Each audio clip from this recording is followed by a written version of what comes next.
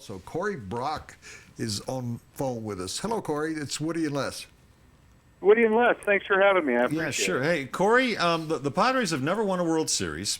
The Padres have had 2 winning seasons in the last 10, yet it looks like they won the offseason. So congratulations, Corey. Get those T-shirts printed and get those rings sized up. So I would think I would think the parade would want to go down Mission Valley. Corey, is there just a ton of excitement about these Padres? Do people believe that this might be the year? Yeah, kind of the analogy I use is they've somehow become relevant without playing a single game, and I think, that's a large credit goes to General Manager A.J. Preller, who in his first offseason, having never held this job before, went out and kind of turned the industry on its ear by making, a series of stunning deals, and then, of course, James Shields essentially fell in their lap there in February, right before the start of spring training. So, he hired in August, took a look at the roster, sized up the deficiencies, which, my 18-month-old twin boys could probably figure out. It was offense. They were the worst in baseball last year by a long shot. So most of their moves were made to address the woeful offense. So they believe they're going to score some more runs. The pitching's always been good. The bullpen's been good. So Buddy Black in his ninth year finally has some pieces to work with. And he's such a great manager. I'd love to see him surrounded by talent. But you covered all of the areas except one, Corey, that interested me in the offseason. They have gone from being a very good outfield defensive team to being analytically, if you believe the analytics, they've gone to being the worst defensive outfield in the league. And some of that's fair, absolutely. Again, you look at some of these numbers. Matt Kemp really gets hammered hard on the metric I like to look at, guys, is defensive runs saved. I think that's a pretty easy one to look at and figure. But a lot of that was during his time with the Dodgers in center field. He's going to play right field, which plays pretty fair at Petco Park. Justin Upton is an average outfield defender. He'll play in left field. The one that's kind of the key is Will Myers, who will play center field. Can he? Done a whole lot of it at the big league level. Yeah, he's played a lot of it this spring, and they're banking on his athleticism. And there's some big outfield in the National League West, maybe none bigger than that ballpark sitting down on Blake Street down there. Yeah. I tell that to people all the time, and they're like, "Oh, it's such a offensive ballpark." For my money, that might be the biggest outfield in baseball. So. He's going to have his work cut out for him, but, he's worked a lot with Dave Roberts, who works a lot with the outfielders, angles, routes. It may be a work in progress, and they may lose a few runs, but I think they looked at the flip side of this.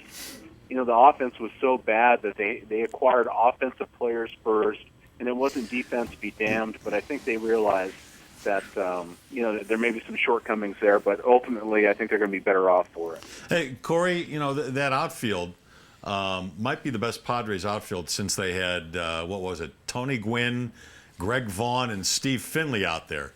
Now you got Upton, Myers, and Kemp. But I'm wondering about that infield. The infield, not a lot of well-known names. Would you say their infield is the weak link right now?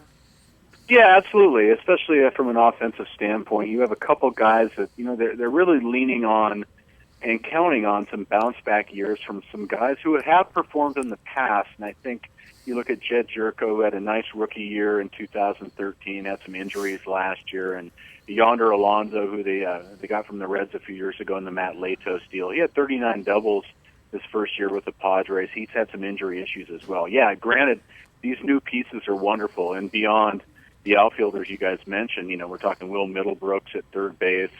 Derek Norris will be the catcher. He was an all-star last year.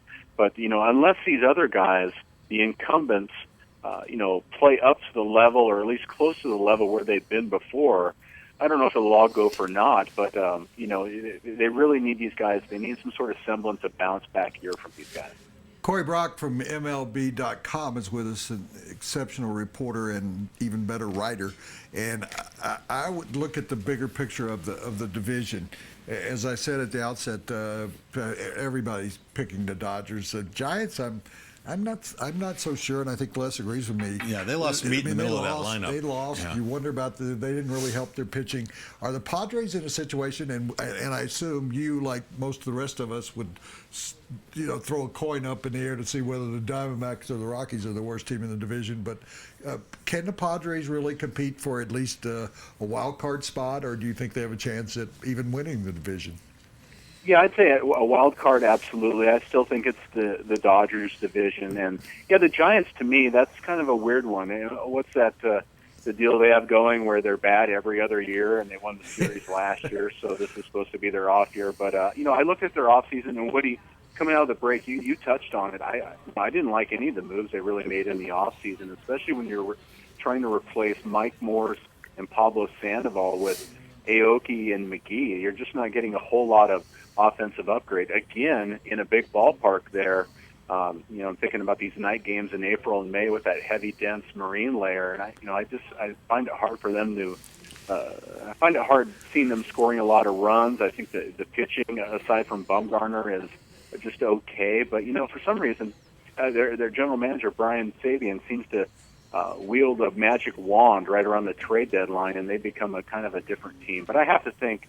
I think the Padres and Dodgers are going to be right there, 1 and 2, and then the Giants won't be too far off, and then the also Rams after that.